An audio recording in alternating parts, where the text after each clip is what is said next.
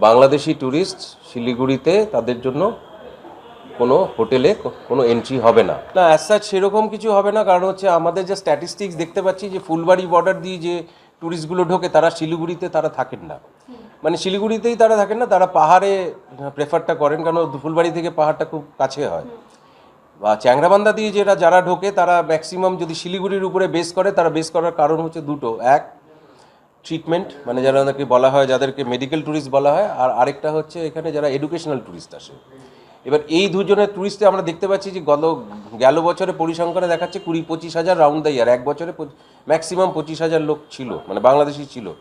তো সেই ক্ষেত্রে 2000 লোক পার মান্থ, তো 2000 লোক পার মান্থ এইটুকু আমরা অর্থনৈতিকভাবে আমরা বিয়ার করতেই পারি, যেহেতু আমরা প্রথমে হচ্ছে ভারতবর্ষের নাগরিক। ব্যবসা তো অবভিয়াসলি সারা বছর আমরা করবই, এবং অন্য যদি এইটুকু লস আমাদের বিয়ার